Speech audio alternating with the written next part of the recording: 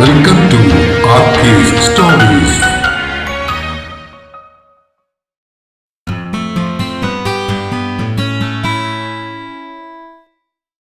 പ്രിയ പ്രണയിനി ഭാഗം 38.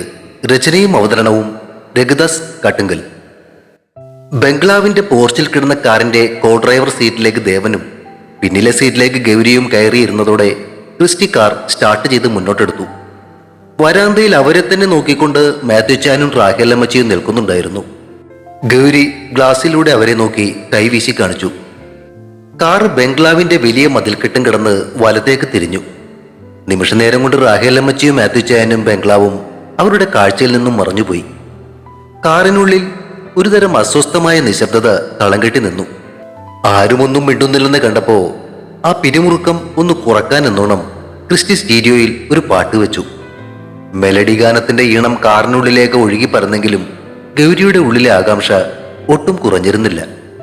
ഈ യാത്ര എങ്ങോട്ടാണെന്നോ ക്രിസ്റ്റി എന്താണ് പറയാൻ പോകുന്നതെന്നോ അറിയാത്തതുകൊണ്ട് അവൾ സീറ്റിൽ നിന്നും മുന്നോട്ടാഞ്ഞ് ദേവന്റെ സീറ്റിന് പിറകിലായി കൈകൾ താങ്ങിയിരുന്നു. പുറത്ത് ബംഗ്ലാവിലേക്ക് വന്ന വഴിയേക്കാൾ മനോഹരമായ കാഴ്ചകളായിരുന്നു അവരെ കാത്തിരുന്നത്. പാതയുടെ ഇരുവശത്തും ഏലത്തോട്ടങ്ങൾ ഇടതൂർന്നു നിൽക്കുന്നു. കുറച്ചു ദൂരം പിന്നിട്ടപ്പോ അത് തേയിലത്തോട്ടങ്ങൾക്ക് വഴിമാറി.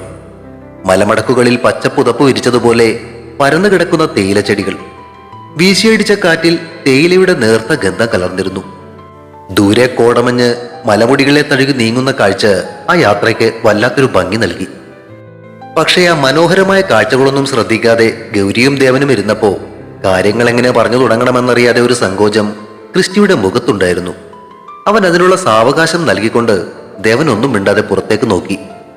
എന്നാൽ ഗൗരിക്ക് ആ നിശബ്ദത താങ്ങാനായില്ല. അവൾ അക്ഷമയുടെ വിരലുകൾ കൊണ്ട് ദേവന്റെ തോളിൽ ഒന്ന് തോണ്ടി. അത് മനസ്സിലാക്കിയിട്ടെന്ന വണ്ണം ദേവൻ കൈ നീട്ടി പാട്ടിന്റെ ശബ്ദം തീർത്തും കുറച്ചു. ക്രിസ്റ്റി ഡ്രൈവിംഗിനിടയിൽ മുഖം തിരിച്ച് ദേവനെ ഒന്ന് നോക്കി. കണ്ണുകളിൽ ചോദ്യങ്ങൾ നിറച്ച് ദേവൻ തിരികെ നോക്കിയതോടെ പറയാൻ തയ്യാറെടുത്തും കൊണ്ട് ക്രിസ്റ്റി ഡ്രൈവിംഗ് സീറ്റിൽ ഒന്നുകൂടി ഇളകിയിരുന്നു. സെബാസ്റ്റ്യൻ ജോലി ചെയ്യുന്ന സ്ഥലത്ത് തന്നെയാ ഗൗരിയും ജോലി ചെയ്യുന്നതെന്ന് എനിക്ക് നേരത്തെ അറിയാമായിരുന്നു. ഇവിടെ രാജ്യവുമായിട്ട് പ്രശ്നമുണ്ടായപ്പോൾ ഞാൻ കൊറ്റങ്കാവിലേക്ക് വന്നത് ഗൗരിയെ കാണാനും കോളേജിൽ പഠിക്കുന്ന സമയത്ത് സംഭവിച്ച ആ തെറ്റിന് മാപ്പ് ചോദിക്കാനും കൂടിയായിരുന്നു.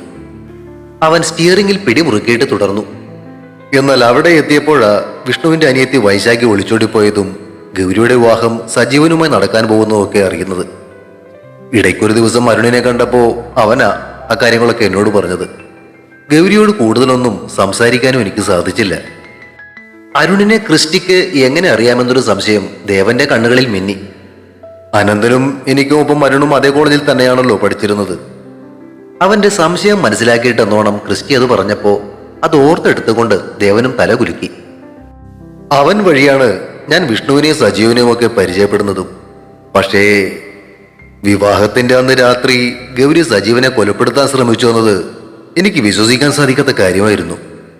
ഗൗരിയെ പോലെ പതിഞ്ഞ സ്വഭാവമുള്ളൊരു പെൺകുട്ടി എങ്ങനെ അങ്ങനെയൊക്കെ ചെയ്തു എന്ന് ആരാ വിശ്വസിക്കുക?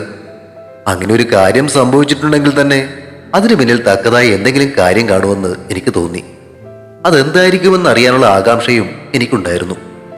ഗൗരിയുടെ ശ്വാസോച്ഛ്വാസം വേഗത്തിലാവുന്നത് ദേവൻ അറിഞ്ഞു. ആശുപത്രിയിൽ കിടന്ന സജീവനെ ഞാൻ ഇടയ്ക്കൊക്കെ പോയി കണ്ട് അവനുമായിട്ടുള്ള ചങ്ങാത്തം അങ്ങ് ഉറപ്പിച്ചു. അവന്റെ ഒരു സ്വഭാവം വെച്ച് ഗൗരിക്ക് അവൻ തിരിച്ചു പണി കൊടുക്കാൻ സാധ്യതയുണ്ടെന്നത് എനിക്ക് ഉറപ്പായിരുന്നു. അതുകൊണ്ട് തന്നെ ഗൗരിയോടും അനന്തനോടും പഴയ പക ഉള്ളതുപോലെ തന്നെയാ ഞാൻ അവരുടെ മുന്നിൽ അഭിനയിച്ചത്. അവൻ എന്താണ് ചെയ്യാൻ പോകുന്നതെന്ന് എനിക്കറിയണമായിരുന്നു. ദേവൻ ആ സമയം ഗൗരിയെ തിരിഞ്ഞു നോക്കി. അവരുടെ മുഖത്ത് അത്ഭുതവും ഒപ്പം ഭയവും ഇടകലർന്നിരുന്നു. ഹോസ്പിറ്റലിൽ നിന്നും സജീവൻ ഡിസ്ചാർജ് ചെയ്ത് വന്നപ്പോഴാ വൈശാഖി പോയത് അനന്തന്റെ കൂടെയാണെന്നുള്ള കാര്യം ഞാൻ അറിയുന്നത്. ഗൗരിക്ക് പകരം പണി കൊടുക്കാൻ അവൻ തിരഞ്ഞെടുത്തത് അനന്തനെയാണെന്നതും ഞാൻ അറിഞ്ഞു. ഈ സമയം കാർ പ്രധാന റോഡിൽ നിന്നും വലത്തോട്ട് ഒരു ഇടുങ്ങിയ ഇടവഴിയിലേക്ക് തിരിഞ്ഞു. ടാർ ചെയ്യാത്ത കുണ്ടും കുഴിയും നിറഞ്ഞ വഴിയായിരുന്നു അത്. ഇരുവശത്തും തേയിലത്തോട്ടങ്ങൾ അവസാനിക്കുകയും പകരം കാടുപോലെ വളർന്നു നിൽക്കുന്ന മരങ്ങളും വള്ളിപ്പടർപ്പുകളും നിറയുകയും ചെയ്തു. കയറ്റങ്ങളും ഇറുക്കങ്ങളും നിറഞ്ഞ ആ വിജനമായ പാതയിലൂടെ കാർ കുലുങ്ങി മുന്നോട്ട് നീങ്ങി. സൂര്യപ്രകാശം പോലും മരച്ചിലകൾക്കിടയിലൂടെ അരിച്ചാണ് താഴേക്കെത്തിയിരുന്നത്. ആ വഴിയിലെ വിജനത അവരുടെ മനസ്സിലെ പിരിമുറുക്കം വർദ്ധിപ്പിക്കുന്നത് പോലെ തോന്നി. ക്രിസ്റ്റി അല്പനേരം നിശബ്ദനായിരുന്നു. അന്ന് സംഭവിച്ച കാര്യങ്ങളുടെ ഓർമ്മയിലോ അതോ അതിന്റെ കാഠിന്യത്തിലോ ആണ് അവന്റെ മനസ്സെന്ന് ദേവന് തോന്നി. ആ മൗനം മുറിക്കാനായി ദേവൻ കൈ നീട്ടി ക്രിസ്റ്റിയുടെ തോളിൽ മെല്ലെ ഒന്ന് തട്ടി. ക്രിസ്റ്റി ഒന്ന് മൂളിയിട്ട് ബാക്കി പറഞ്ഞു തുടങ്ങി. എറണാകുളത്തുള്ള ചില പരിചയക്കാർ വഴിയാ അനന്തനും വൈശാഖിയും എവിടെയാണ് താമസിക്കുന്നതെന്ന് ഞാൻ കണ്ടുപിടിച്ചത്. ഞാൻ ആ അഡ്രസ്സ് വെച്ച് അവിടെ ചെന്നപ്പോ വീട് പൂട്ടിക്കിടക്കുകയായിരുന്നു. നേരെ ഞാൻ പോയത് അനന്തൻ ജോലി ചെയ്യുന്ന സ്ഥലത്തേക്കാ. ക്രിസ്റ്റിയുടെ ശബ്ദത്തിന് കനം വെച്ചുകൊണ്ടിരുന്നു. എന്നെ കണ്ട അവന് കോളേജിലെ കാര്യങ്ങളാ ആദ്യം ഓർമ്മ വന്നത്. അതുകൊണ്ട് തന്നെ സജീവന്റെ കാര്യത്തിൽ ഞാൻ നൽകിയ മുന്നറിയിപ്പ് അവൻ കാര്യമാക്കിയതേയില്ല. എത്ര പറഞ്ഞിട്ടും മനസ്സിലാകാത്ത വിധത്തിൽ അവൻ സംസാരിച്ചപ്പോ എനിക്ക് ദേഷ്യം വന്നു. അവിടെ വെച്ച് ഞാനും അല്പം ചൂടായി. അതോടെ ആകെ കച്ചറയായി. അവിടുത്തെ സെക്യൂരിറ്റി എന്നെ പിടിച്ച് പുറത്താക്കി. ആ ഓർമ്മയിൽ ചെറിയൊരു ചിരി ആ സമയം അവന്റെ ചുണ്ടിന്റെ കോടിൽ തെളിഞ്ഞത് ദേവൻ ശ്രദ്ധിച്ചു. അപ്പോൾ തന്നെ അതങ്ങ് മങ്ങുകയും ചെയ്തു. പുറത്തിറങ്ങിയിട്ടും ഞാൻ അവനെ കാത്തു നിന്നു. പക്ഷെ ജോലി കഴിഞ്ഞ് പുറത്തേക്ക് ഇറങ്ങി അവൻ എന്നോട് സംസാരിക്കാൻ നിൽക്കാതെ കാറിൽ കയറി ഓടിച്ചു പോവുകയാണ് ചെയ്തത്. അത്രയ്ക്ക് വലിയ ഭാവമാണെങ്കിൽ ചെന്ന് കയറി കൊടുക്കട്ടെ എന്ന് കരുതി ഞാൻ അവിടെ നിന്നും തിരികെ പോരാനാ ആദ്യം നോക്കിയത്. ബുള്ളറ്റ് എടുത്ത് പോരുകയും ചെയ്തതാ. പക്ഷെ എന്തോ എന്റെ മനസാക്ഷി അതിനങ്ങ് അനുവദിച്ചില്ല. കാർ അപ്പോഴേക്കും വലിയൊരു കയറ്റം കയറി നിരപ്പായ ഒരിടത്തേക്ക് എത്തിയിരുന്നു. അത് കാരണം ഞാൻ ബുള്ളറ്റ് തിരിച്ച് അവന്റെ കാറിന് പിന്നാലെ പോയി. പക്ഷെ അപ്പോഴേക്കും വൈകിപ്പോയിരുന്നു. വിജനമായ ഒരിടത്ത് വെച്ച് സജീവനും കൂട്ടരും കൂടി അവനെ വഴിയിൽ തടഞ്ഞു നിർത്തി ആക്രമിക്കുന്നതാ ഞാൻ കാണുന്നത്. ആ കൂട്ടത്തിൽ വിഷ്ണുവും ഉണ്ടായിരുന്നു. അത് പറഞ്ഞപ്പോൾ അവൻ സംസാരിക്കുന്നത് നിർത്തി പതുക്കെ റിയർവ്യൂ മിററിലൂടെ ഗൗരിയെ നോക്കി. അവളുടെ കണ്ണുകൾ നിറഞ്ഞു തുളുമ്പുന്നത് അവൻ കണ്ടു. സ്വന്തം അപ്പച്ചിയുടെ മകൻ തന്നെ തന്റെ ഏട്ടനെ ആക്രമിക്കാൻ കൂട്ടുനിന്നു എന്ന സത്യം അവളുടെ ഹൃദയത്തെ കീറി മുറിക്കുന്നുണ്ടായിരുന്നു. സങ്കടവും നിസ്സഹായതയും എല്ലാം കൂടി അവളുടെ മുഖത്ത് മങ്ങലേൽപ്പിച്ചു. വിശ്വസിക്കാൻ കഴിയാത്ത യാഥാർത്ഥ്യങ്ങൾക്ക് മുന്നിൽ അവൾ തകർന്നു പോയിരിക്കുന്നത് പോലെ തോന്നി. വണ്ടിയിലെ ഇരുളിലും അവളുടെ കണ്ണുനീർ തിളങ്ങുന്നുണ്ടായിരുന്നു. ക്രിസ്റ്റിയുടെ ശബ്ദം വല്ലാതെ മുറുകിയിരുന്നു. മലമുകളിലെ വലിയൊരു വളവ് തിരിയുന്നതിനിടയിൽ അവൻ ബാക്കി പറയാൻ തുടങ്ങി. സജീവന്റെ കത്തി അനന്തന്റെ വയറ്റിലേക്ക് ആഴ്ന്നിറങ്ങുന്നതും പ്രാണരക്ഷാർത്ഥം അവൻ കായലിലേക്ക് എടുത്തു ചാടുന്നതും കണ്ടപ്പോ എന്റെ സകല നിയന്ത്രണങ്ങളും പോയി. അവിടെ നിന്നാൽ പിന്നെ എനിക്കൊന്നും ചെയ്യാൻ കഴിയില്ലെന്ന് ഉറപ്പായിരുന്നു. ഞാൻ നേരെ അനന്തന്റെ വീട്ടിലേക്കാ ബുള്ളറ്റ് പറപ്പിച്ചത്. അനന്തനെ തീർത്ത സ്ഥിതിക്ക് അവരടുത്തതായി ലക്ഷ്യമിടുന്നത് വൈശാഖിയായിരിക്കുമെന്നത് എനിക്ക് ഉറപ്പായിരുന്നു. കാറിനുള്ളിലെ അന്തരീക്ഷം വല്ലാതെ കനത്തു. ഗൗരി ശ്വാസമടക്കി പിടിച്ചാണ് അവൻ പറയുന്നത് കേട്ടുകൊണ്ടിരുന്നത്. ചെല്ലുമ്പോൾ അവൾ അവിടെ ഉണ്ടാകണമെന്ന് പ്രാർത്ഥിച്ചുകൊണ്ടാ ഞാനന്ന് വണ്ടി ഓടിച്ചത്. ഭാഗ്യത്തിന് കർത്താവ് ആ പ്രാർത്ഥന കേട്ടു. വീടിന്റെ ഉമ്മറത്ത് തന്നെ അവൾ നിൽപ്പുണ്ടായിരുന്നു. പുറത്തെവിടെയോ പർച്ചേസിങ്ങിന് പോയിട്ട് അപ്പോൾ വന്ന് കയറിയതേ ഉണ്ടായിരുന്നുള്ളൂ അവൾ. ക്രിസ്റ്റി ഗിയർ മാറ്റി വണ്ടി പതുക്കെ ആക്കി. പെട്ടെന്ന് എന്നെ കണ്ടപ്പോ അവൾക്ക് ആളെ മനസ്സിലായില്ല. ഞാൻ പറഞ്ഞ കാര്യങ്ങളൊന്നും ആദ്യം അവൾ വിശ്വസിച്ചതുമില്ല. അനന്തൻ അന്ന് എപ്പോഴോ ഞാൻ വന്നതിനെ കുറിച്ച് അവളെ ഫോണിൽ വിളിച്ചറിയിച്ചിട്ടുണ്ടെന്ന് എനിക്ക് മനസ്സിലായി. പക്ഷെ അവള് അനന്തനേക്കാൾ കൂടുതലായി കാര്യങ്ങൾ തിരിച്ചറിയാൻ കഴിവുള്ളവളായിരുന്നു. ഗൗരിയെക്കുറിച്ചും നമ്മുടെ കോളേജിൽ സംഭവിച്ച പഴയ കാര്യങ്ങളെക്കുറിച്ചും ഒക്കെ ഞാൻ പറഞ്ഞതോടെ അവൾക്ക് എന്നെ മനസ്സിലായി. മാത്രമല്ല അനന്തനെ അവർ ആക്രമിക്കുന്നതിന്റെ വീഡിയോ ഞാൻ പിടിച്ചത് കാണിച്ചു കൊടുത്തതോടെ കാര്യങ്ങളുടെ ഗൗരവവും അവൾക്ക് പിടികിട്ടി. അനന്തന് കുത്തേറ്റു എന്നും അവൻ കായലിലേക്ക് ചാടിയെന്നും അറിഞ്ഞിട്ടും സങ്കടം കൊണ്ട് കണ്ണു നിറച്ചു നിന്നെങ്കിലും സാധാരണ പെൺകുട്ടികളിൽ കാണാത്ത വല്ലാത്തൊരു ധൈര്യമാ ഞാനെന്ന് അവളുടെ മുഖത്ത് കണ്ടത്. ആ ഒരു തളർച്ച പുറത്തേക്ക് കാണിക്കാത്ത വിധത്തില് അവളന്ന് പെരുമാറിയത്. ഓർമ്മകളുടെ ഭാരത്തിൽ ക്രിസ്റ്റി അല്പനേരത്തേക്ക് നിശബ്ദനായി. എന്നിട്ട് ഗൗരിയുടെ ശബ്ദമിടറി. എന്നിട്ട് അവൾക്ക് എന്ത് സംഭവിച്ചു ക്രിസ്റ്റി? ആകാംക്ഷയും സങ്കടവും കൊണ്ട് ഗൗരിയുടെ തൊണ്ട ഇടറി. കണ്ണുകൾ നിറഞ്ഞൊഴുകി. ദേവൻ പിന്നിലേക്ക് കൈയിട്ട് അവളുടെ കൈകളിൽ അമർത്തിപ്പിടിച്ച് അവളെ ആശ്വസിപ്പിക്കാൻ ശ്രമിച്ചു. സെബാസ്റ്റ്യന്റെ അനിയനാണ് ഞാൻ എന്നുകൂടി പറഞ്ഞതോടെ അവൾ എന്റെ കൂടെ പോരാൻ തയ്യാറായി. ക്രിസ്റ്റി പറഞ്ഞു നിർത്തി. ആ വാക്കുകൾ കാറിനുള്ളിൽ വല്ലാത്തൊരു നിശബ്ദതയാണ് പരത്തിയത്.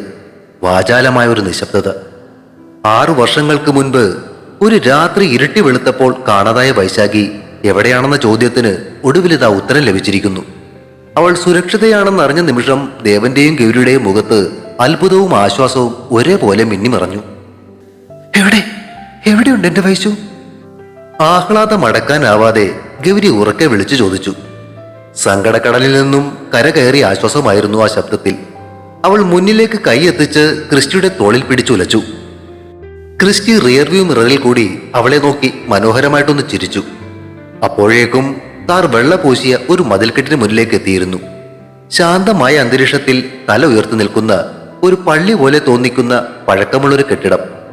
അതിന്റെ കവാടത്തിൽ വലിയ അക്ഷരങ്ങളിൽ എഴുതി വച്ചിരിക്കുന്നു, സെന്റ് മൗണ്ട് ചാപ്പൽ ഓർഫനേജ്.